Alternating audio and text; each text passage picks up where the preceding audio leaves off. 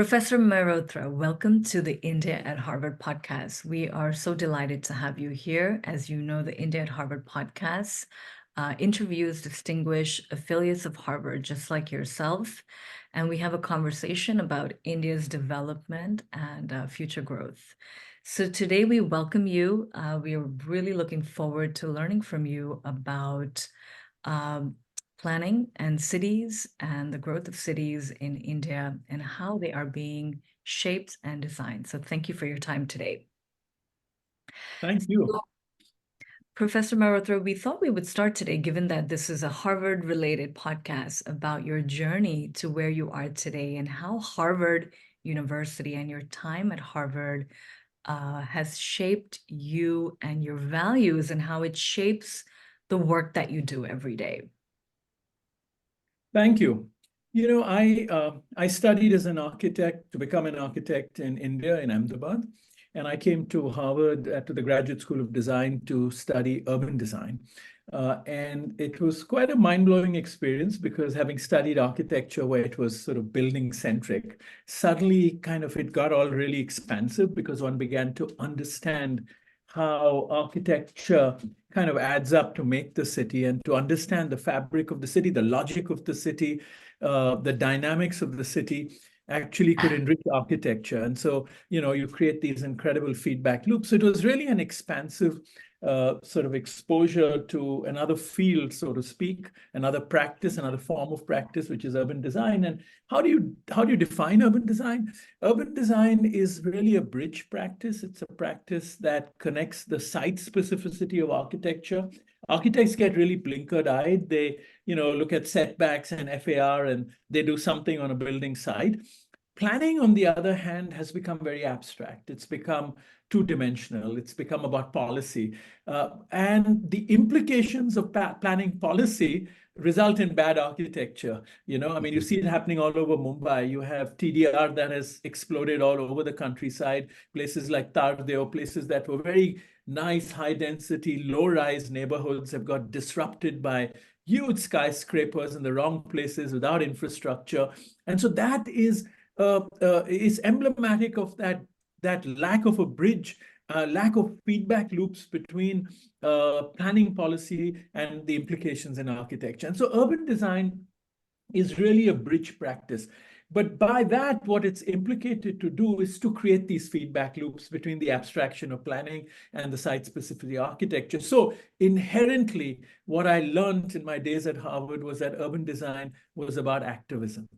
And it was about advocacy. It was about a kind of proactive role that one could play in the city. And this is something that was really perhaps the most important thing I took away from Harvard when I went back to India. But there were a few things that happened while I was at Harvard, which I think really finally influenced what I did in India and I continue to do today. And even you alluded to the idea of the Kinetic City. It comes out of that whole trajectory.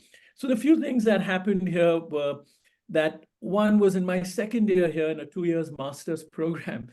I was very moved by, in those days, Salman Rushdie's book, Midnight's Children, which had just come out. And I was fascinated by this idea that here we were seeing the city of Mumbai through this mode of magic realism through the lens of a novelist who was filtering aspects of the city, which was speaking to me. And as a planner, I didn't have the language to even pick them up. So actually, I did my master's thesis at the GSD, at the Graduate School of Design, looking at Mumbai. I called it One Space, Two Worlds, because I was seeing a collision of all sorts of things happening in the same space, which were incredibly disparate. And the magic realism of Rushdie was capturing those conflicts in space, of human conflict in space, which I didn't have the language as a planner. So I took it upon myself to kind of write a thesis on Mumbai inspired by Midnight's Children. So the thesis is interspersed with paragraphs from Rushdie's reading of the city, but me trying to explain it as a planner, as an urban designer. So that was one thing that happened. But I think the more beautiful thing that happened was I discovered the incredible landscape of a university like Harvard, which unfortunately in India, you know, we are segregated into engineering schools, medicine Yeah. schools, That's right. architecture schools, and the liberal arts is somewhere around the corner behind the chaiwala, and if you're lucky if you find it, correct? But here you saw this sort of incredible ecology, and in my final year, as I was working on my thesis, I did courses with Diana Eck in divinity. I did an annotated bibliography for her on sacred Indian cities. I did her course on Hinduism. I did a course in social anthropology with Parker Shipton. I did a course in the college with Don Babai, which was a critical look at World Bank policy. It was such disparate things from policy to religion that I think was very influential in the way I began to see the city, but mainly because it allowed me to also see the city through the lens of the human being as a metric, not looking at architecture as the sole instrument that organizes a city. This was a very important shift, at least in my thinking. The other thing that happened was that I worked, after I graduated, I worked for a year with someone called David Lee and Don Stull. They were African American architects, not many African American architects practicing in Boston those days. The Central Artery Project was happening, so therefore it was impacting many minority neighborhoods. So this firm was working in Roxbury, it was working in, excuse me, working in many let me say, underdeveloped parts of the city.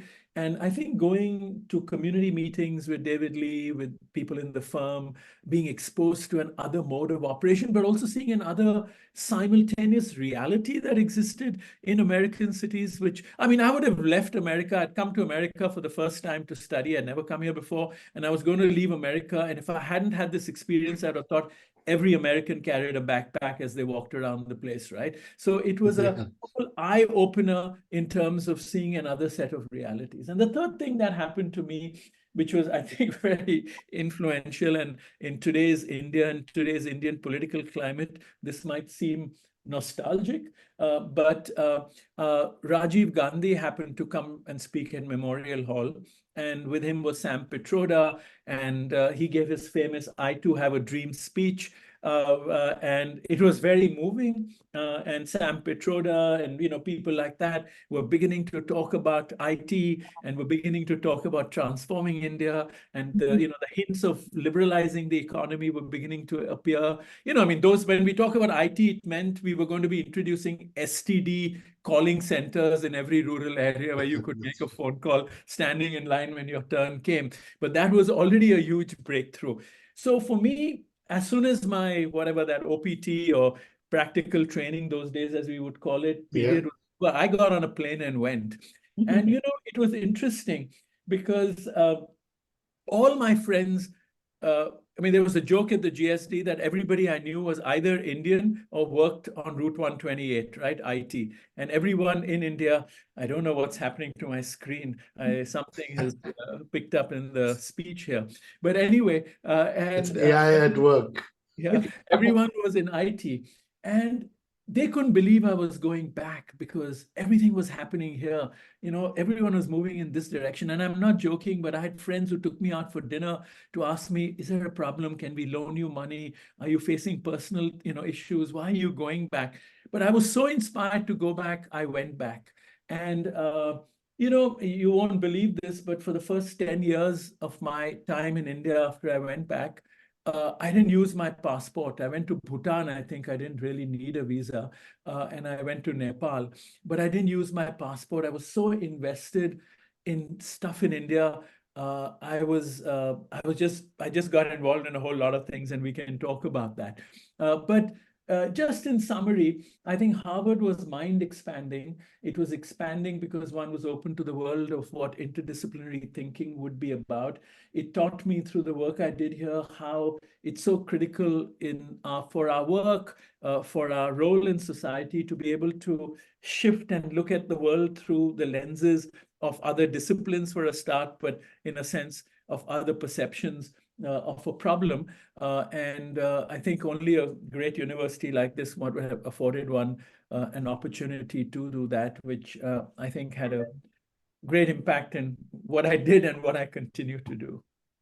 That's beautiful. And I think also very representative of various roles there, right? As a student, but also professor, and then chair of the Department of Urban Planning and Design. So I think it's expansive of that of those various roles. So, Professor Mehrotra, at what point in this journey did you start developing your thoughts and ideas and vision for the Kinetic City? Tell us about sort of the evolution of the vision, and also define for our audience what is a Kinetic City, what is the principle behind it, what are the values and attributes. So the idea of the Kinetic City, I think, was a big model in my head from the time I was doing my thesis here at Harvard, going back to India, living in an apartment building with my parents, but also observing there was a family who lived on the sidewalk, sold flowers at the traffic light, had babies on the sidewalk. Those kids grew up, saw a whole life kind of evolve. And this sort of simultaneity in a kind of temporal way of many forms of life coexisting in the city and making the city, in festivals, seeing completely, massive transformations of urban space and understanding it, right? What one had been taught as an urban designer, very much in a Western tradition, was that architecture was really the defining instrument of a city, correct? And the logical conclusion of that was Vienna and places like that, which is really the city beautiful. What are cities about? The origin of cities is really about being centers for the distribution of surplus goods from the countryside, right? So cities started off as markets. As merchants got more stable in that economy, they built homes, then they built markets. Then they had more money, they built churches, or they built temples, or they built plazas. They improved it because their lives now were invested in a kind of static, non-mobile, non-temporal lifestyle, right? And so the ultimate of that was the city beautiful, correct? As industrialization came, to keep the city beautiful, you made zones for industry, you made zones for residents. So we had zoning, came out of Germany, got highlighted in America. You started beginning to get separations, right? And so that made the city a static entity premised on the fact that architecture, infrastructure were the single instruments by which cities were defined, and the logic of cities, right? And if you come to India, all of Asia, there's chaos. What we see is chaos because this sort of implicit organization doesn't exist for many reasons. One is cities have grown very quickly. One is there's disparities in economy. One is the climate allows us to do it, right? You can sleep on the sidewalk and survive. You couldn't do that in the winter of Boston, correct? So it also has to do with climate. There are many, many factors which are cultural, social, and many aspects. But essentially, a place like Mumbai, which was home for me, I just did a book, which is a reflection of 30 years of my practice in Mumbai, which I called Working in Mumbai, working implying implicitly a labor dimension to it, because it is hard to work in a place like Mumbai, but also how the city has been inspirational to my own work. And so what one observed in Mumbai was that the city actually had a logic which worked on a temporal scale. It wasn't static, it wasn't predictable. Things happen. The cricket maidans on Marine Drive got transformed into venues for fantastic weddings, but it wasn't the city of the poor as most images seem to suggest, right? When I say to people Kinetic City, they say, okay, like the informal city you mean? I say, no, Kinetic City is an attitude to urbanism. It's an attitude, and if I had to define it, first of all, it's when space is defined, understood, and perceived by associative values that people have to that space. Young, old, poor, rich, all of that, quite different. So what the sidewalk means for me to walk comfortably to school is for another whole family a home, right? They're completely different meanings. So the architecture of the city and its meaning are two different things. The second thing is that in the Kinetic City, architecture is not the single spectacle of the city. The festivals like Ganesh, Navaratri, these weddings, they form the spectacle of the city. And this was an insight for me when my friend Raghubir Singh, the famous photographer who unfortunately died very young, when he was working on his book on Bombay those days, he would come and chat with me a lot. He was talking to Naipaul.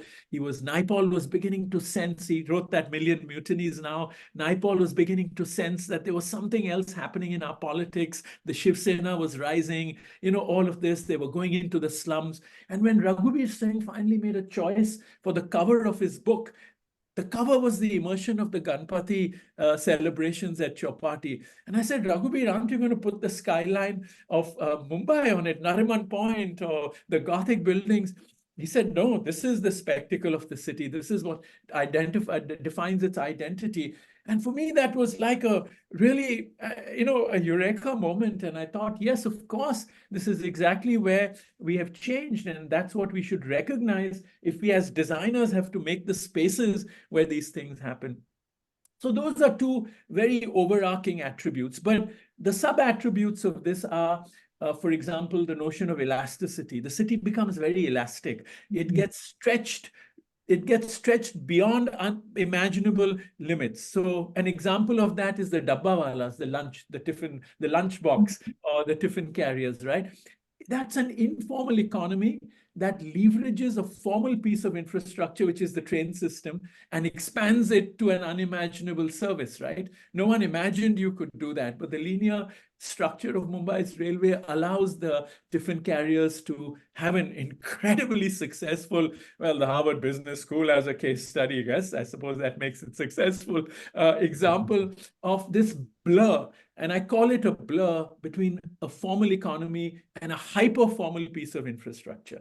The other attributes of the Kinetic City, I'll just give you two very quickly, is appropriation, deappropriation, reappropriation of space on a temporal scale. So your Maidans get used for weddings and other things get used for other things. Streets get used for festivals. This kind of thing happens at an occurrence. In other cities, it happens periodically, but here it happens on an incredibly hyper occurrence. And the last thing is incrementalism, which is, it is a city that has to be imagined in incremental ways. And so it's not about a grand vision, but it's a city about a grand adjustment. Tell us more about the architecture part. So, I mean, what I'm hearing from you is a de-stress on permanence, right? There's a focus on mobility, a focus on elasticity. So do you sort of devalue permanent architecture or permanence in any kind of way? So I think what the Kinetic City teaches us is we've got to get away from organizing the world as binaries.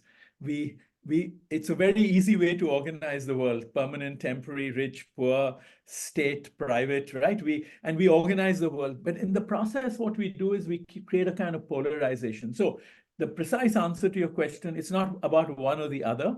It's about saying, of course, we need permanent cities. We need architecture. We need the armature, but we also need to make space for the temporary. We need to make space on a temporal scale. So it's about how we can create a new imagination of a city using both. And small example is, here we celebrate it and get nostalgic about it. I was mind blown when we first started teaching here, we were in Ann Arbor in Michigan, and my kids came home from school one day. They were all of 10 and 11 years old, and they came back and they said, Dada, we have to take you to show you the farmer's market. So I said, the farmer's market? So they dragged me to the farmer's market. I said, guys, you've forgotten our whole city is like this, right? So suddenly here, the farmer's market achieves this incredible dimension by contrast, that it comes and goes and you can huddle with people and negotiate. I mean, our whole city is about that, right? But there we have too much of it. So we are nostalgic about having more architecture and permanence. It's, I think, about finding the balance.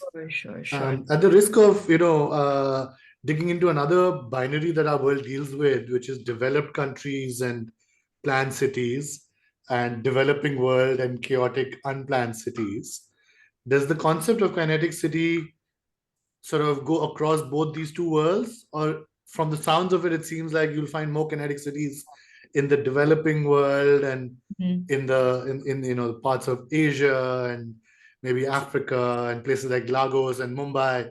But are we also seeing your Kinetic City concept working or active in the developed world or the So, Europe and North yeah. Americas of the world? Right. So there is no clear answer to that because it's a much more complicated question, right? So when you see people spread a sheet on the sidewalks of Manhattan and put fake Prada bags there and sell them and bunch it together when they see the cops and run, it's not different from what you might see in Nigeria or Mumbai, right? Correct. So I think it's a matter of proportionality, and of course, in the Asian context, I don't want to use developing, underdeveloped. I don't want to use global north, global south, but in places where you have the village yet invading the city, correct? Our processes of urbanization are not complete in the way we imagine it in the West, right? Between the stability Yeah. of the rural and the urban. So you have much more mobility in these parts of the world, largely the effects of the post-colonial condition where colonization, deterred some of that from happening. So now that's why, I would define Mumbai or Bombay was two worlds in two spaces. You had the British town and the Indian town. They were separated by a Maidan. What has happened now in the post-colonial is it's become one space and all these worlds have come together, right? And other worlds from the countryside keep coming, right? Migration and things like that. Yeah. So the question is, you could argue, or the question could be framed as, how would this settle? Would it settle? When would it settle? And how can we make it settle? Perhaps we can't. And I think the movement of people, that's my current research and argument, the flux is only going to accelerate with climate migration and things. And so we are better off as human beings to accept that our cities, our settlements, I don't even want to use the word city because I think the urban-rural binary is also a defunct binary, are not going to settle. And therefore, we have to plan for the flux. And if we have to plan for the flux, then I think the kind of attributes, as Priyanka asked me to outline, of the kinetic city become useful ways to imagine the city. Professor Mehrotra, we really enjoyed your TED Talk where you talked about the elasticity and beauty of Kumbh Mela in India, right? A temporal city that sort of comes alive and then has an exit strategy for 7 million people. This is a powerful example, right? So take us to cities like Bombay or Delhi. The attributes of a city that comes about and is sort of man-made over a period of a week or less than that, and is so beautifully structured and developed with, as you outline in the TED Talk, with the 5 materials and the vibrancy of the people and the community. How do we emulate something like that, given the values of the kinetic city and the elasticity? How do we emulate that in a city like Delhi or Bombay? Can you kind of give our listeners some examples of how that can happen? I wish I could. I don't think it can happen. But let me answer your question another way. Priyanka, no, I think that's an incredibly valid question. And after we did the Kumbh Mela project and came back and we were on the road exhibiting, talking, celebrating, the question I was always asked was, what makes the Kumbh Mela work and what doesn't make our cities work? And this is a religious festival, you can't actually replicate it, kind of thing. And really what makes the Kumbh Mela work is that it is a city with a single purpose. There are no contestations, right? Absolutely. Most cities Yeah. have The incredible unity, yes, contestations. the unity and purpose. The unity and purpose, the singularity of the purpose drives it and drives its clarity, correct? The cities by nature are about contestation in space.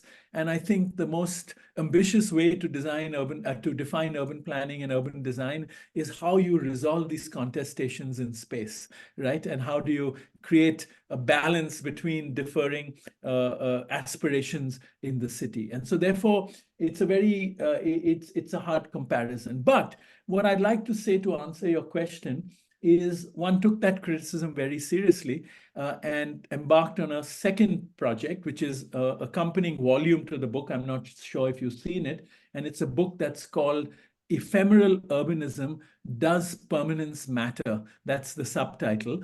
And it's a book where what we then did was we said that religion is only one aspect, and we developed a taxonomy of what we call ephemeral landscapes. So I took the word kinetic and made it ephemeral, and I took the word city and made it urbanism. So it becomes a much broader rubric. And we created a taxonomy. So the ephemeral landscapes of religion, like Kumbh Mela, all of that, of celebration, like Burning Man, concerts, many other things, of extraction, which is mining towns, because they also have an expiration date, of transaction, which is marketplaces, right? Of strife, of conflict, of military, because military camps are also becoming a huge phenomena. And these are like little cities, the American camps that are all over the Middle East and things, they go below our radar, but they're like little cities, right? So we created a taxonomy because we felt what we can learn from markets, we can't translate to housing. What we can learn from extraction, we can't, right? The commonality of this taxonomy is that all these landscapes have an expiration date, but they're different. Markets have expiration dates and rhythms which go on weekends, a few hours, like the farmers market, etc. Extraction towns have an expiration date of 50 years. So we went to Chile. I studied the towns on the copper mining towns there, etc., which get moved every 50 years as the mine starts beginning to run out of copper. And so we've created a taxonomy. Now, what does that give us? I mean, I think to be really quite honest, and that what this has given us is, and we've actually made these as drawings and charts and maps. The idea was to infect the debate of planning with these ideas of temporality, the ephemeral, of how you can embed time into thinking, right? So the provocation that has inspired me, and it's something that I really was thinking about even while I was at Harvard, was, are we today, as urban designers, planners, and architects, making permanent solutions for temporary problems, right? Because we don't imagine them in time. And that's what I say in the TED Talk. We have over 2,000 malls that are just abandoned and lying empty with tarmac around them, correct? So how do we actually be humble enough to say that, look, I think here we should build a house, for 10 years. My kids are going to grow up a weekend house. Why do people build in Alibag such mansions? And what happens is they build them because their kids are growing up. Their kids go away in 10 years. The couple then doesn't know what to do with it. They either sell it or just lies there like a white elephant, right? We should be designing things that are more nimble, that can be reversed, that can be reabsorbed in material cycles and geographies, in the cyclic economy, all of that. So we need to infect the debate of planning and urban design and architecture with these ideas, which within the circles of business and many other disciplines have become very sophisticated, right? And architecture and planning and urban design is so stuck and premised on the notion of permanence as its mandate that I think it is not going to give us the solutions, again, in the light of climate change, in the light of the flux that's going to result from climate change and many other factors.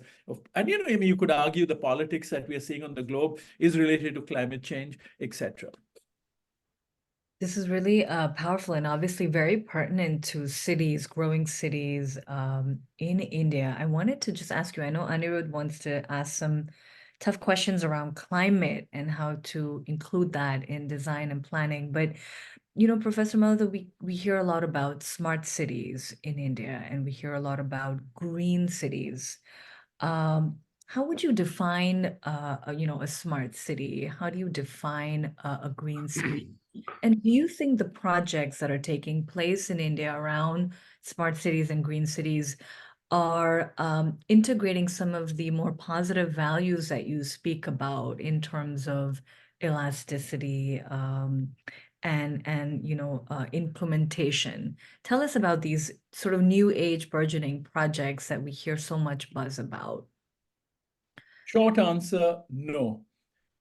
Okay, to elaborate that, to unpack everything you've asked me.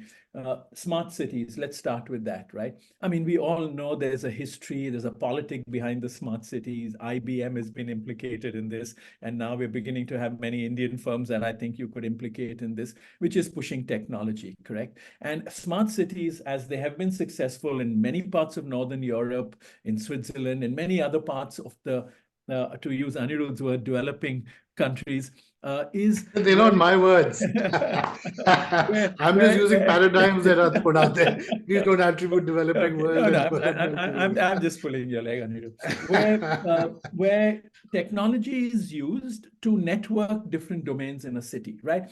I mean, the one way of understanding cities is the cities comprised of many domains, right? The domain of energy, the domain of food, the domain of water, the domain of mobility, the domain of urban form, the domain of housing, the domain of lifestyle, etc. Right? You can go on. I mean, for simplicity, it could be 7 or 8, but you could nuance that to 20, 25, 30.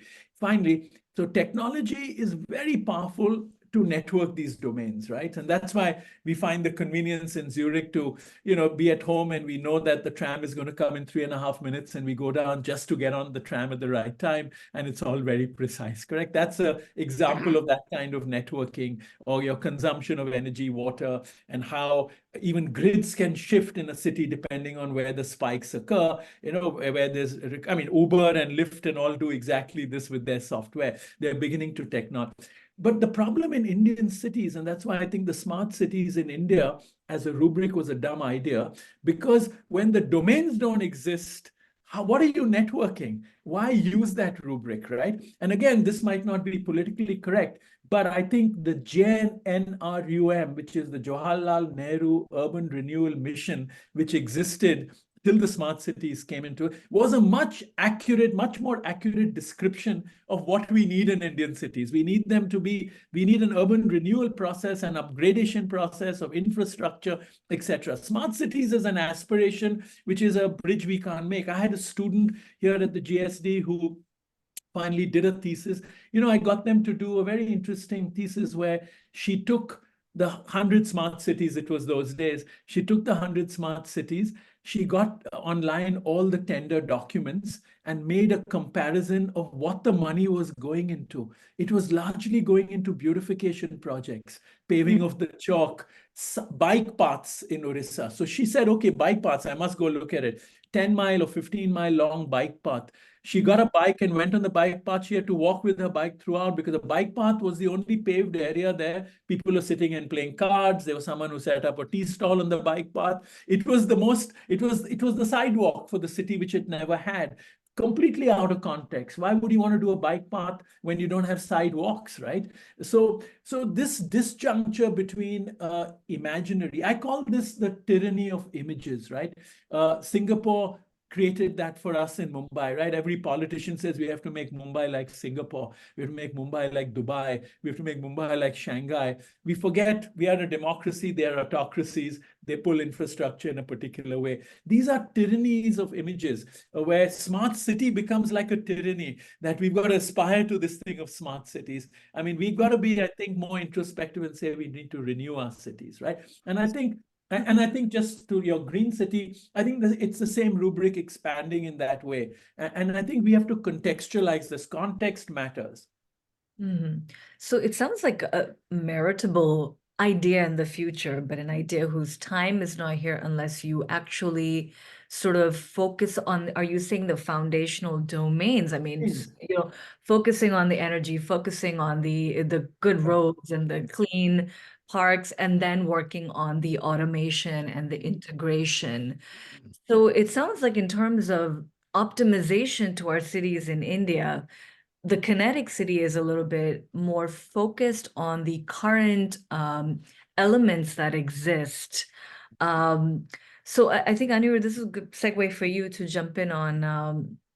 Yeah, so I think we've touched upon this a fair bit already over the last few minutes, Professor Mehrotra. But I was having a conversation recently with Professor Ian Golden, who's at the Oxford Martin School, and he's come out with this book called The Age of the Cities.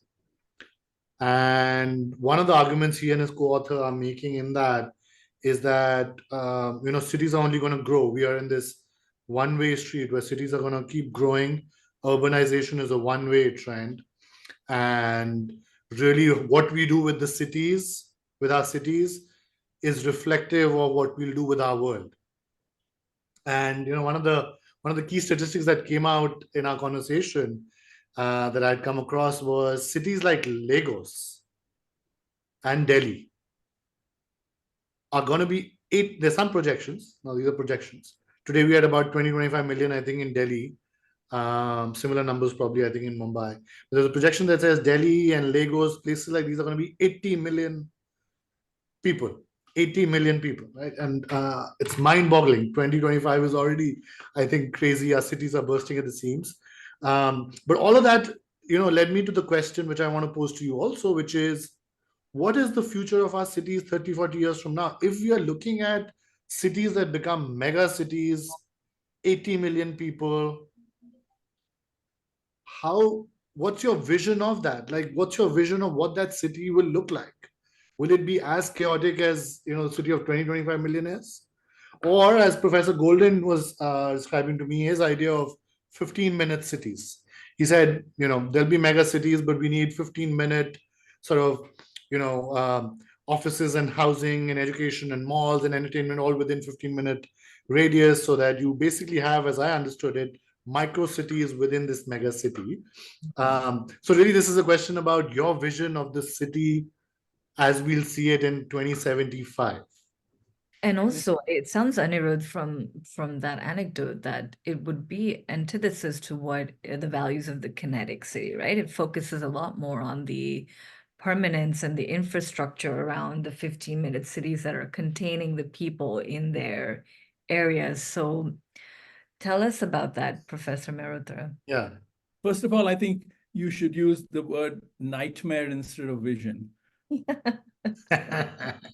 So that would be a more accurate description. So we also appropriate words in a way that we are optimistic. But anyway, Priyanka, I want to just go back for a second to how you summarized the last part, which is when we talk, you were saying that smart cities and all of this, a Kinetic City could help kind of calibrate the ways we look at that. And I just want to reframe that by saying, I think my plea for the Kinetic City, just to end that bit of the conversation, is twofold. One is that it is about embedding time and temporality and beginning to infect the debate of planning generally, which is premised on permanence, and deconstruct that a little bit with the simultaneous validity of both ways of doing things. But more importantly, I think for me, the argument of the Kinetic City is partly about making a more human-centric city, which means seeing the decisions through the eyes of human beings, not through the tyranny of images, where architecture becomes this. I call them the landscapes of impatient capital: Dubai, Shanghai, Singapore. Capital is inherently impatient. It wants to realize its value. And the terrains that create the least friction for capital to realize its value are the landscapes of impatient capital. And by extension, it becomes, I call it the architecture of impatient capital, these high-rise glass buildings, which are brittle forms, which architects have very little to do with. Some vendor who provides you steel and glass really determines how quickly it can be done, because capital has to be realized. So I think I just want to bookend your summary of Kinetic City by these two arguments. Yeah. So to go to the nightmare stroke vision that Anirudh has outlined, there are two or three things I want to kind of say there. One is, when we say Delhi is going to become 80 million or 60 million, 30 million, and Mumbai is going to, etc., what does that really mean? So if you look at just the night lights of South Asia, which is where my work is, you can't define where a city stops, because the night lights are continuous. Right? Is Panvel part of Mumbai? Yes, it's within the metropolitan region. You draw the line of the metropolitan region, there's as many lights beyond the metropolitan region as in the metropolitan region, right? So essentially, I think it's all going to become one big mega city. And the best example of this is the Indo-Gangetic Plain, right?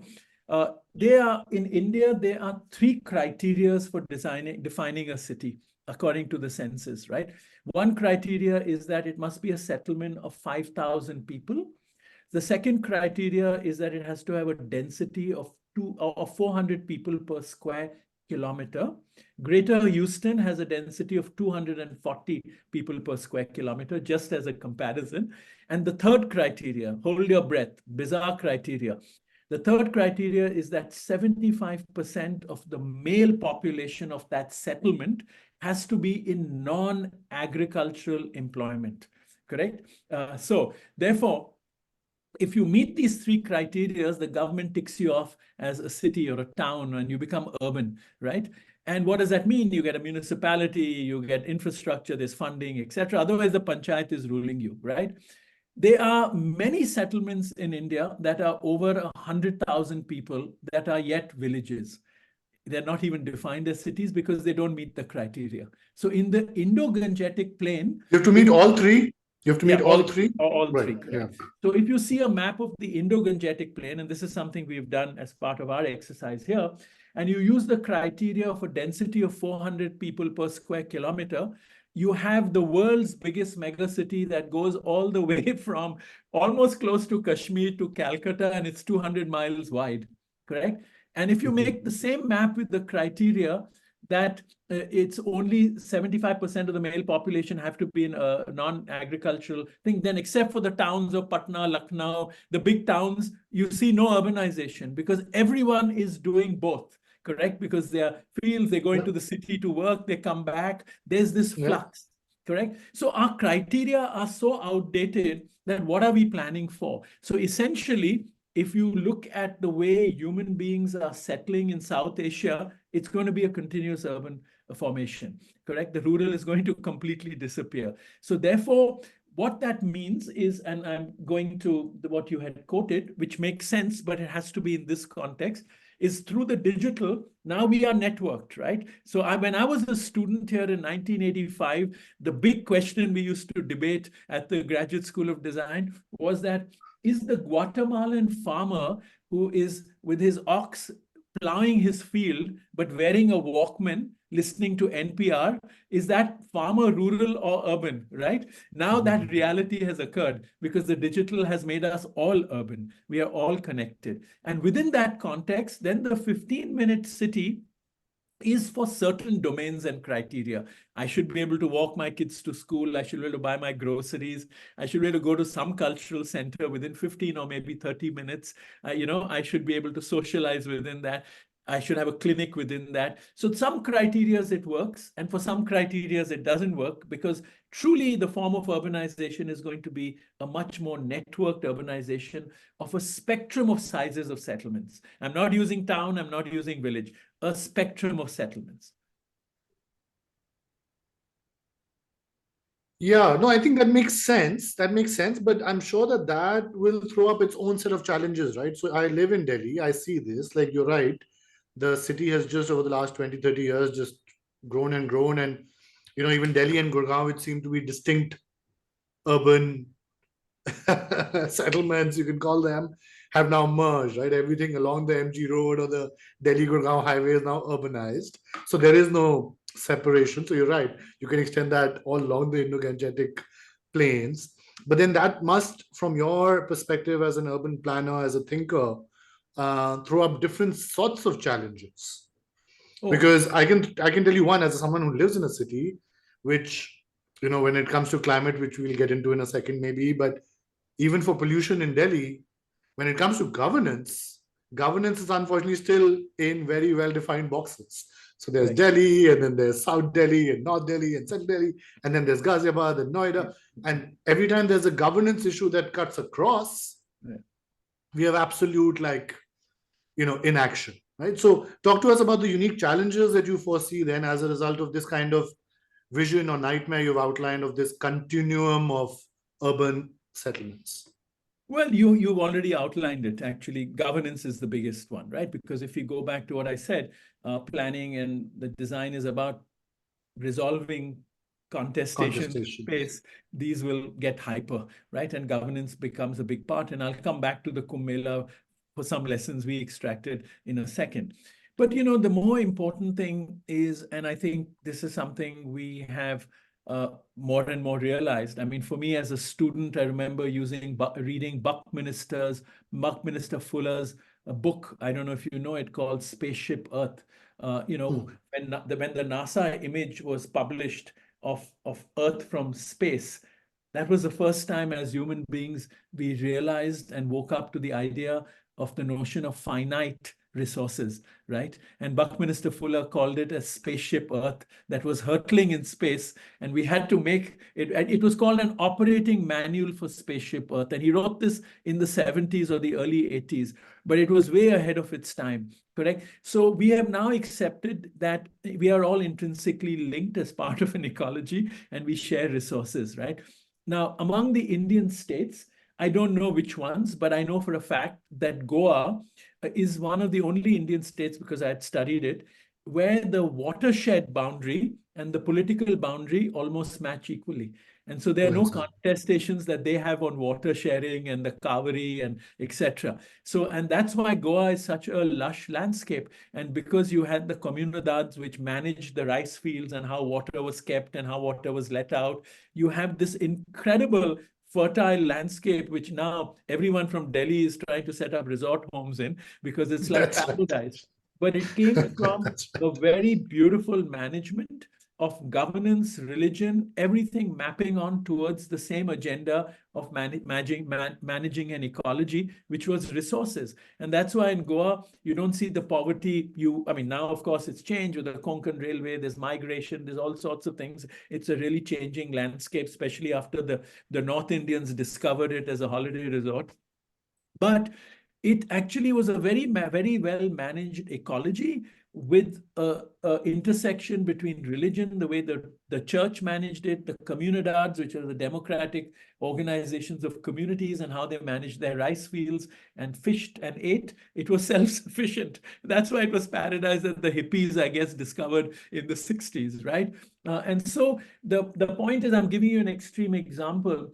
We will have to find, I don't know the solution. I wish I did. I would be running in this election. But I don't know what the solution is. But finally, the parameters, the commons, so to speak, we have to redefine in terms of the sets of values that we want to then govern, that we want to work towards, that we want to design for. It's a very complicated question. I really honestly say I don't have an answer, but I know what the problem is. And I think for me, my work on the ephemeral, on the kinetic, and now things that I'm thinking about in terms of climate, etc., are about trying to see how we can infect the debate. We don't want to educate another generation of planners who finally, look, what is theory? Theory is about reflecting what is happening on the ground and then trying to create a framework so we can understand the problem and act, right? When I look at the stuff that's happening in India, Priyanka, to your questions about the smart cities and things, or even the way cities are imagined, we are basing stuff on theory that evolved out of the industrializing West of the previous century, right? New theory must come out from Nigeria, from Lagos, from Delhi, from Mumbai. And I feel what I'm writing about the kinetic city and the ephemeral is about observing what's on the ground and how can one theorize that. And that theory then as a framework can infect the debate to make it more productive, right? So that's how I see this work. Yeah. And if I was to I think just play back what I'm hearing, in many ways, you find this problem in many different, I think, aspects of, life in India, that oftentimes concepts, paradigms, frameworks from a previous generation or several generations ago, or from somewhere else. Education, often you'll find the same problem. I think architecture, urban development, you're identifying the same problem. I work in the field of technology, and there also often we tend to adopt technologies in India that are often labor replacing. And these are technologies being imported from a country where maybe they have shortage of labor, but for them that makes sense. For us, it doesn't, right? But so I see the problem you've framed, I think, as occurring across sectors. But let's jump into climate. I think we've been talking about it from various pieces. Now let's dig into it. Now, climate change is, of course, a problem that I think we don't have to define here. It's been a problem that now enough people have spoken about as maybe the challenge of our generation, challenge of this century. It emanates from choices that have been made, I think, often keeping the Industrial Revolution and the cities that emanated from that and the industries that emanated from that revolution. Today, we are living in a different world, but we are suffering from those problems. How do you see both your concept of a kinetic city helping maybe cities of today adapt to the challenge of climate change? Well, one is just a fun. Yeah, sorry, go ahead. No, go ahead. Let's get first No, into I that. think one is the fundamental thing, which is to question temporality, to question how long we are building what for, how lightly we touch the earth, how much do we invest in resources. So, for example, I mean, the two the two paradigms, so to speak, there might be many more, but is, you buffer or you manage retreat, right? But the point is, how do we bring time into this? In that, of course, everyone wants to buffer because that's all real estate everyone wants to protect. Look at the amount of money Manhattan is spending in making systems along the edge, right? Actually, what Yeah. everyone's protecting is the real estate there, right? There's a vested interest. Now, the point is, yes, maybe in the short term you have to do that, but in the long term, we have no choice but managed retreat. And managed retreat is a generation, 2 generation, 3 generation process. We are not posing these things in terms of time and temporality, which is what I think I'm arguing with the ephemeral, with the kinetic. It's really about this temporal dimension to planning. We have to do that. Otherwise, we can't make plans. We can't resolve these contestations, right? So take the example of Mumbai. We know, I mean, I grew up on Marine Drive. I used to jump over the wall on the tetrapods, and there was a beach at low tide. We would walk on the beach, and I can show you images of this, right? I have images myself of that beach. Now, I've not seen that beach in the last 10 years, even at the lowest tide, right? During the monsoon, now the water is coming over the Marine Drive wall, over the Yeah. Gateway of India wall, right? It's, of course, we'll have to buffer because all that property can't be destroyed, lives can't be, adjusted. But why aren't we talking about Mumbai's metropolitan region? Why aren't we redefining the purpose of New Bombay, which is all on highland? It's on the hills. Instead, what are we doing in Uran? We are cutting the hills to make international airports. So we are lowering the right to, we are inviting the sea in. It's so bloody stupid, correct? So the point is, when you think only myopically, short term, you're buffering. But you're cutting the hill because in the long term, that's what's going to save you. But we are not thinking long term, short term. The way I describe it is that, the cities grow in two ways.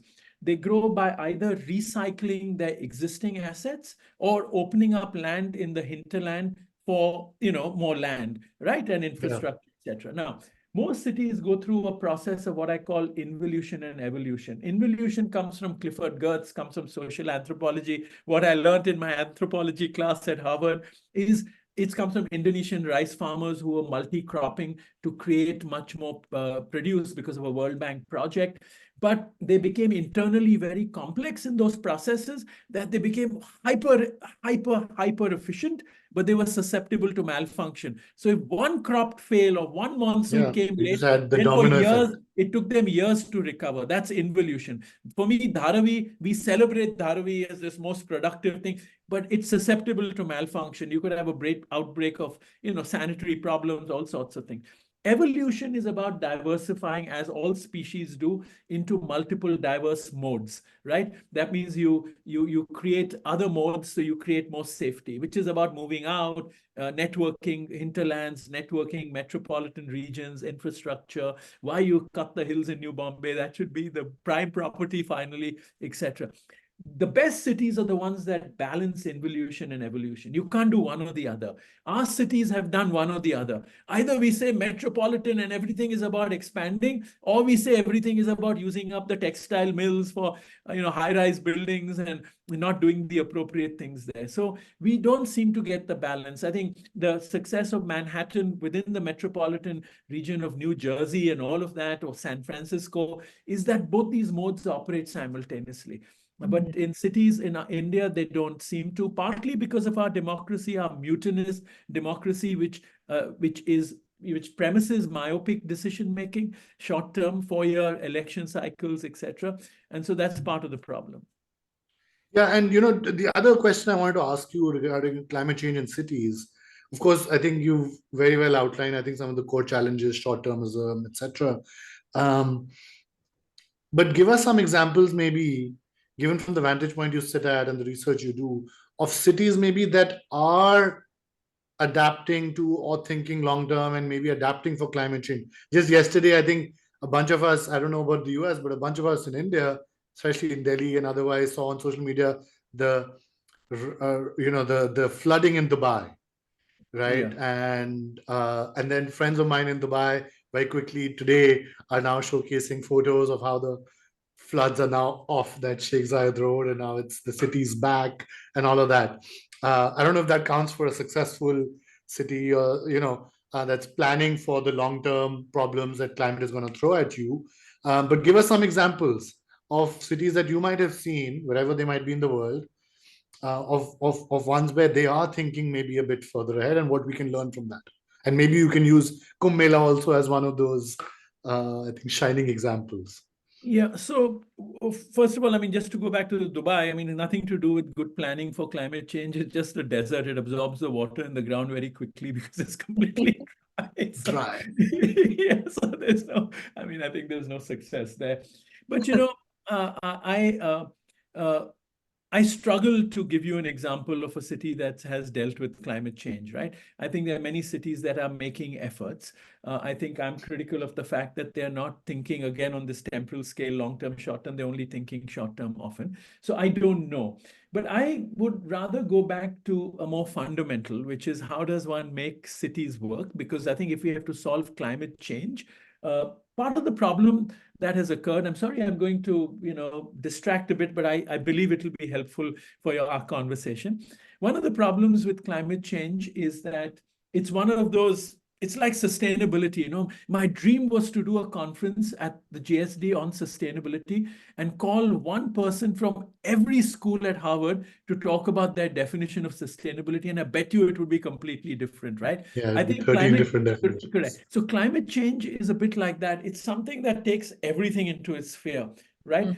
I think the challenge, and this is what I say to my students, is the challenge is what is it that we can influence, right? So how do we break down challenges of climate change into disciplinary, actionable kinds of aspects, right? So as a planner, I can think long-term, short-term. I can manage retreat in the metropolitan and have policies that come into play in 20 years, while I can convince the government to buffer Marine Drive. So we have a transition time of 20 years. In that 20 years, you start changing the tax and the insurance rates, etc., for Marine Drive, so that people have an incentive to leave or a disincentive to stay, and they start moving. So you see, I can, as a planner, begin to start seeing these little pieces of incentives, disincentives, leveraging by government, leveraging markets, all of that happening. And I can create a landscape. I can represent the landscape, and I can create optimism and a shared vision among all the citizens, right?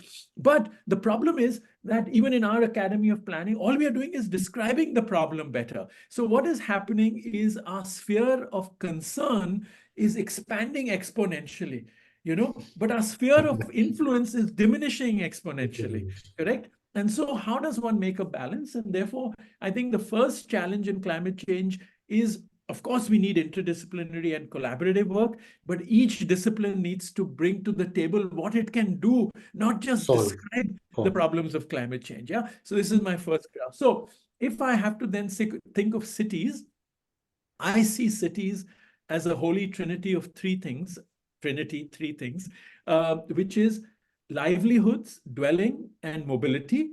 And in that equation, how amenities sit is critical, right? So the shop house was the most efficient form. You had one flight of staircases was mobility, dwelling was upstairs, livelihood was downstairs. What has happened is mobility has expanded with technology. So livelihoods and dwelling have been separated. The successful cities are the ones that can either subsidize mobility or make very efficient mobility. Priyanka, to come back to your point of smart cities, or network these domains in a way that people can use it efficiently so they can access their mobilities. Then amenities, then you have a lot of flexibility where they can go. Amenities meaning social infrastructure, schools, hospitals, etc. Right? Now,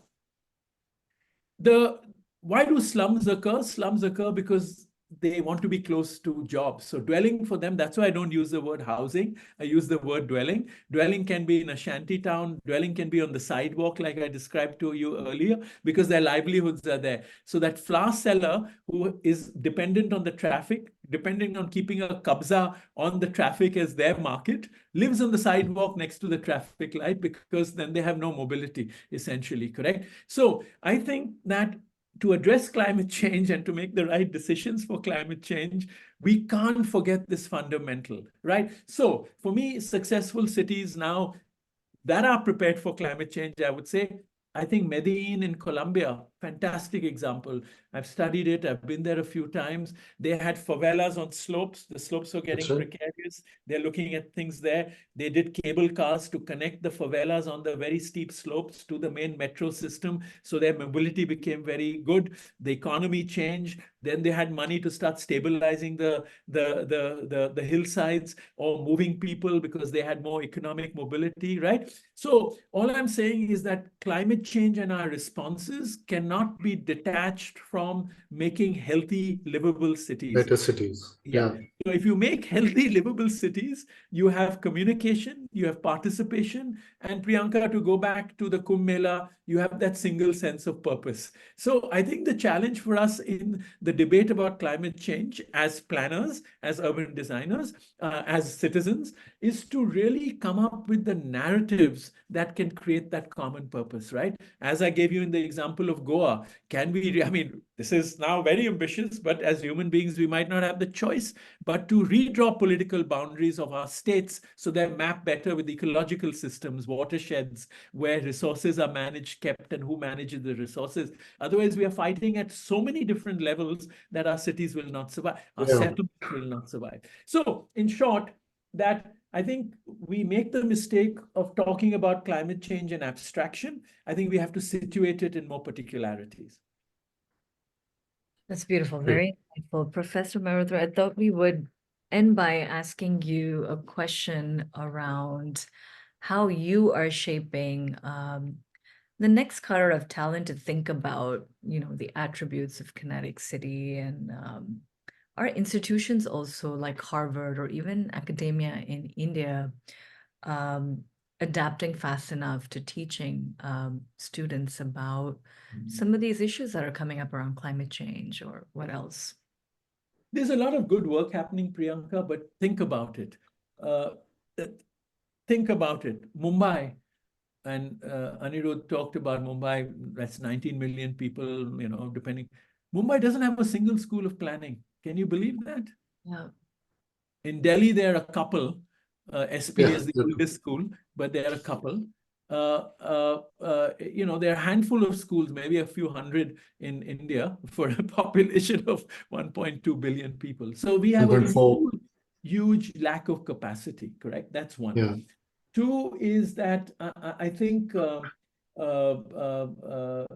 I think the most potent force in my imagination that is emerging in India is that of civil society.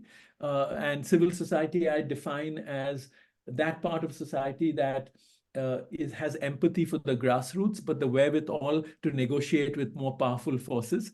And that's why actually the most beautiful things happening in our city, whether it's the heritage regulations in Mumbai and conservation, or whether it's the housing right movements in Mumbai, whether it's all the things that are happening in Delhi to, Sundar Nursery, I think, yes, is a great Sundar example Nursery. of that. But that's a slightly marginal example in my opinion, because it also has the big money of the Aga Khan and things like that. But I'm saying they're also, but it's a very good example, no doubt about it. But I'm actually talking about examples when during the pandemic, Seva, what they did through Gujarat and nationally, the Self-Employed Women's Association, which there is a wonderful exhibition right now at the Lakshmi Mittal Institute at Harvard for a month. So anyone who is in the area should see it. So it's this NGO. I'm actually not even saying NGO because there's a kind of polarity there between the government. I'm saying generally civil society, and all of us are part of that civil society where we clearly have empathy for the grassroots, but we are confident to negotiate with the government or the World Bank or the IMF or, whatever. I think that area is going to become the constituency, I believe, for young people to connect to. Of course, governments are finally the most important ones that we have to influence, but I think doing it through civil society, we will create a consensus in the process. So I think any support within our alum, within the societies that we are part of, as part of the alum of Harvard or people teaching here, that can align and reinforce civil society in that way, I think is useful. So more particularly, Priyanka, to your question, I run a lab, or what we call at the GST a studio, which means we work a whole semester on taking a real life problem, and I focus only on India and South Asia. I take students there. I've just come back taking 30 students to Mumbai, and then we work all semester to solve the problem. The one that I'm currently working on is looking at an area in the portlands of Mumbai, like the textile mills that are all going to go into big time development at the end of, I think, this election cycle. And I've taken a site of 70 acres where 900 families are living on the street. And we are doing a project where we're saying this is prime real estate in Mumbai. Developers are going to move in, but the constraint is that you have to house these 900 families on site, not move them to the periphery of the city. And how do you design housing that can mix the rich and the poor? How can you do a better version of the slum and the high rise, which is very important because everyone in the slum works in the high rise as drivers, cooks, cleaners, washers, laundry, etc., but do it in an empathetic way with dignity, both through design. And how can then the market pay for the 900 families that live on the street? So that's one example of my current work. I've done work where I've looked at questions of sanitation. I've taken students and we've gone into a slum and a kolivada and said, how do you bring sanitation systems into it? And this is not just abstract design, but it's working with NGOs who are on the ground, who become partners, meeting people in the government, etc. So I'm on my 10th iteration of that lab. And it's a way that I expose both some South Asian students, but largely students from around the world, Latin America, Africa, everywhere, to be exposed to and I call the series Extreme Urbanism because I pick very wicked problems and expose them to solve them in really interdisciplinary ways. And so, I think all of us at different levels of our own operations, and therefore I come back to our sphere of influence. If we can expand our spheres of influence in any way, within this larger rubric of climate change and the overwhelming problems of what you call a vision and what I call a nightmare, we can, I think, make a contribution in some way. And, platforms like yours, like this, having these conversations across disciplines is a wonderful way to create those connections. So thank you for this. Thank you so No, much. thank you. I think this has been a delightful conversation. I think we've unpacked a lot of the challenges. We've walked through nightmares, and hopefully, also you've laid the seeds of a vision. As I was noticing, I think, despite you calling it a nightmare, I think inside you there's optimism, and Of I saw the course. seeds of that vision that I think you've laid for a better We, urban we future couldn't for get up us. every morning if we weren't optimistic, right? So Thank Absolutely, absolutely. But thank you so much for taking the time. It's been a pleasure. thank you. Thank you.